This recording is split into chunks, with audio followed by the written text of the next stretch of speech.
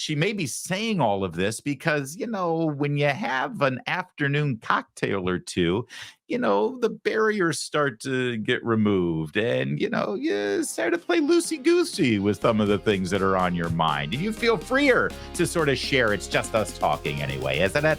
Could we have another round here, please? Something else happened at this appearance at the National Association of Black Journalists that we are reluctant to show to you, but honestly, it's worth your attention. I regret to inform you that Kamala Harris, the woman who's been anointed, appointed, coronated, the woman who is now the Democrat nominee for president, and in 50 days could very well be the president-elect of the United States without actually gaining a single vote up until this point because there was no primary process. They just decided. That woman, Kamala Harris, I'm not saying this definitively. I am merely speculating. But based on her performance yesterday, I think it's worth once again revisiting the question, is she a highly functioning alcoholic? I want to be wrong here. And by the way, I want to be the first one to say that I'm sure I am wrong. In fact, I'm sure that she's just, quirky. Yeah, that's it. She's quirky. But I want to show you a big chunk of this interview, this appearance with the National Association of Black Journalists. We're going to watch it together, and you tell me if you see any red flags. Do you have anybody in your life that sort of, overuses now and again? Maybe they like their rosé and Chardonnay. Maybe they like some tequila shots now and again, or maybe just a vodka soda, vodka on the rocks. Margaritas are nice. I like those. Maybe they're going all European this summer and they're drinking Aperol spritzes. Maybe they've just got a pocket full of gummies. Either way, whatever the substance of choice is, if you know someone like that who overindulges now and again, I want you to think about their behavior, their speech patterns, their mannerisms while you watch the woman who wants to be president. It's a crying shame. I mean, my heart breaks for this community. There were children, elementary school children, who it was school photo day. You remember what that's like? Going to school on picture day? Who were dressed up in their best, got all ready, knew what they were going to wear the night before, and had to be evacuated. Children. A whole community put in fear. And I'll say a couple things about it. One, I learned a long time ago in my career, having a background as a prosecutor, when you have these positions, when you have that kind of microphone in front of you, you really ought to understand at a very deep level how much your words have meaning. I learned at a very young stage in my career that the meaning of my words could impact whether somebody was free or in prison. As Attorney General, I was of California, fifth largest economy in the world. I was acutely aware that my words could move markets. There's more to this, but I think you're already seeing certain telltale signs here, weird mannerisms, weird behavior, and of course there's the speech thing. The odd pauses where pauses shouldn't occur during a normal thought process when someone is articulating an idea. There's a lot of that going on. A lot. And again, I think she's just quirky. Or she sort of took the edge off before the interview. But I wanted to pause here because this is something that she often repeats. Listen, everything we saw yesterday from her are things that she repeats a lot because they're all scripted lines. She has memorized these lines. She's good at it, I got to say. I mean, if this whole thing doesn't work out, they might do a Netflix series and she'll play some badass prosecutor or something because she's a DA, don't you know? But it is chilling to hear a person who wants to be president of the United States look back at the other two major executive jobs she's had, district attorney of a county in San Francisco and the attorney general of the state of California, and highlight the awareness that she had when she had those jobs about how much power she had to destroy people's lives. It's weird to me. It's a very weird thing. She does this a lot. She talks about how she recognized as the district attorney that she had so much power. She could bring charges against people and then 2 weeks later just drop them and there were no repercussions. And those 2 weeks would have been hell for that person. And she knew she had that power. It's like, who runs for office to take on an executive role like district attorney or mayor or president, thank you very much, and focuses on the way the power that comes with that position could ruin people's lives? Isn't that weird? Have you ever actually heard any kind of elected official with executive power, from mayor to governor to DA or what have you, out loud muse about how their position could ruin people's lives, innocent people's lives, or in this case, like she said, move markets? I say one thing and I can move markets. Really, if you can move markets, that means, you could make a few investments, give a speech, and the market would move in your favor, ma'am.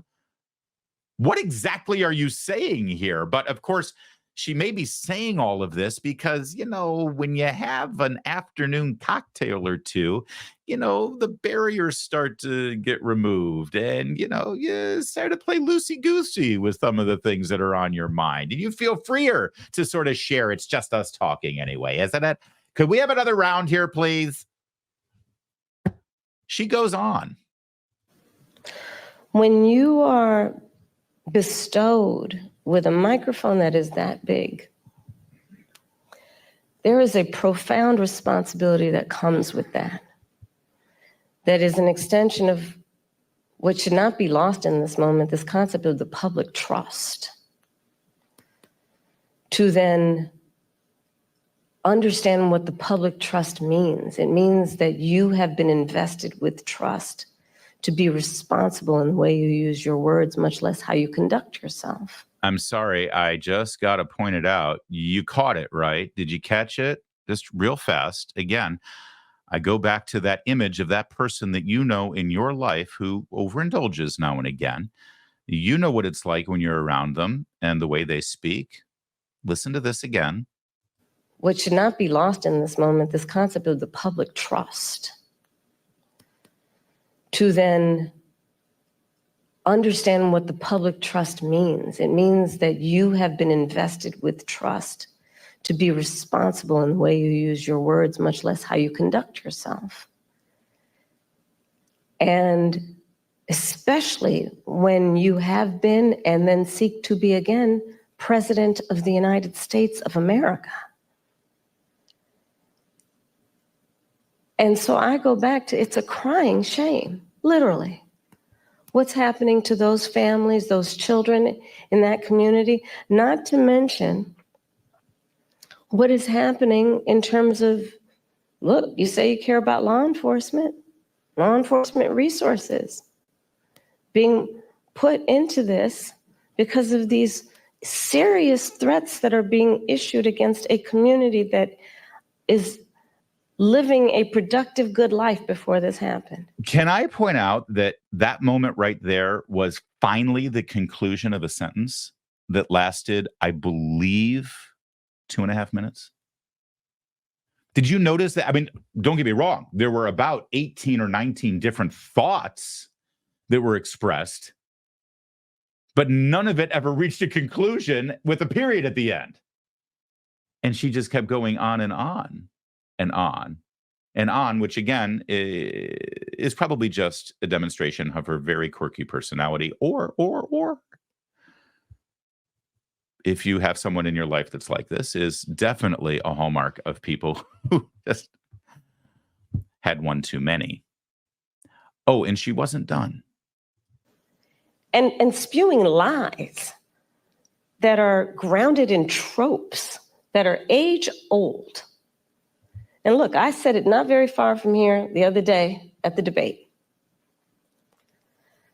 This is not new. This is not new in terms of these tropes. This is not new in terms of where it's coming from. And, you know, whether it is refusing to rent to people, rent to Black families, whether it is taking out a full-page ad in the New York Times against 5 innocent Black and Latino teenagers, the Central Park Five, calling for their execution, whether it is referring to the first Black president of the United States with a lie, birther lies. And look, the American people deserve, and I do believe want better than this. I do believe that. I know the vast majority of us as Americans know we have so much more in common than what separates us. I know that. I know that regardless of someone's background, their race, their gender, their geographic location, I know that people are deeply troubled. Okay, hear me out. It might be a Xanax. All right. I know I was alluding to some alcohol consumption, cocktails, maybe some wine. I even suggested that it could have been a handful of gummies. Those Cheech and Chong ones look interesting, although I wouldn't touch the stuff personally. But this could be something more pharmaceutical.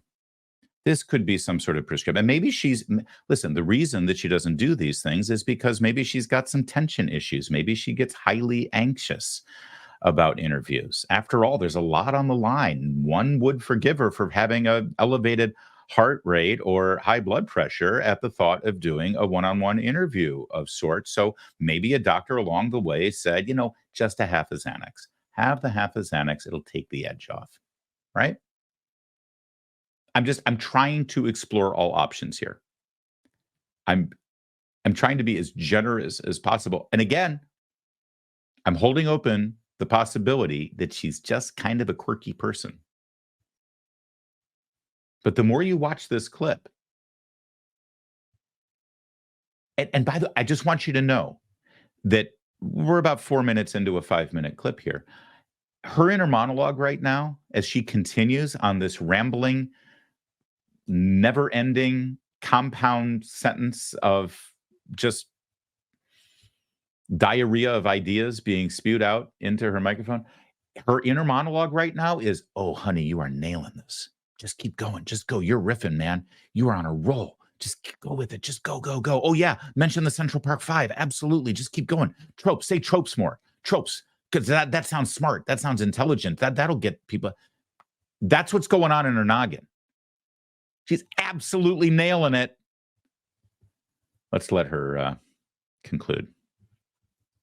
By what is happening to that community in Springfield, Ohio. And it's got to stop. And we've got to say that you cannot be entrusted with standing behind the seal of the President of the United States of America, engaging in that hateful rhetoric that, as usual, is designed to divide us as a country, is designed to have people pointing fingers at each other. No, I'm sorry. There's something physical going on here. All right, I want to play just back this one part where she says designed twice, right? I want you to listen to how she says designed, and then I want you to look at her mouth specifically, the formation of the words when she says them. I'm trying to give her the benefit of the doubt. Right? Quirky personality. That's what it is. This is quirks. Watch her mouth and listen to her pronounce the word designed. And you tell me what's going on. Mind. Oh, sorry. Here we go. Hateful rhetoric that, as usual, is designed to divide us as a country, is designed to have people pointing fingers at each other. You see it? Did you see? I mean, look at. There's even sort of like a downturn of the left side of her mouth that is also symptomatic of people who are like, you know, the guy has been having a little. No, I love you, man. You're my favorite dude. I can't believe the Eagles suck so much this year. The Eagles, right? And like one side of their mouth is saying one word and the other side of their mouth is just checked out for the rest of the conversation. Look at her say designed. To have people There. pointing fingers There. at each other. Yeah. It's designed to do that. And I think most people in our country, regardless of their race, are starting to see through this nonsense and to say, you know what, let's turn the page on this. This is exhausting and it's harmful and it's hateful and grounded in some age-old stuff that we should not have the tolerance for. So let's turn the page and chart a new way forward and say, you can't have that microphone again. A new way forward. And that's why she wants 4 more years. Listen, I your guess is as good as mine. Whatever you think it is, because it could be all those things. It could be everything combined. We could be talking the gummies, the cocktails, the wine, the Xanax, and she's a quirky person. You go ahead and let us know in the comments what you think is at play here. Something's weird. I'm going to give her the benefit of the doubt. I'm going to say she's just a quirky person. And that's what you get when you got a quirky person who never actually had to get any votes and has now been coronated as the nominee and is now 50 terrifying days away from potentially being the president of the United States. By the way, one last clip of Kamala Harris, and I know I run the risk of your eyes and ears bleeding out with too much Kamala Harris in one segment, but this just in, she's debuting a brand new accent. That's right. Kamala Harris just moments ago appeared before the Latino caucus in Congress, the House Latino caucus. Now, we already know how she talks in front of the Congressional Black Caucus.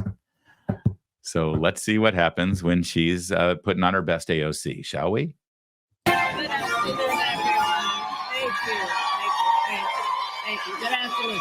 Please have a seat. Please have a seat. Please have a seat. Oh, it's good to see so many friends. I love you back. Whoa! She did not just do that. She did not. That. Are you kidding me? Oh, this is just pathetic. I love you too. I love you right back, man. Are you kidding me? No, has this been doctored? Oh God, Gavin Newsom is going to so throw me in jail. This is AI. This is manipulated. There is no way she just did that. Please have a seat. Oh, it's good to see so many friends. I love you back. I'm sorry. I was not expecting that. I was throwing this in at the end. I saw it go by. I wanted to see what it looked like. I'm watching this with you in real time for the first time. It's like she's the sassy Latina neighbor on Sesame Street. I love you right back. What is she going to be in the She's going to be in the bus and truck of Hamilton when all is said and done. One more time. Can we do it one more time? Have a seat. Please have a seat. Oh, it's good to see so many friends. I love you back. All right. Well, let's just wrap it up there because I got nothing more. We'll let Kamala Harris have the last word. Muchas gracias, señorita Vice Presidente. I love you so much. Thank you for making my day. Thank you.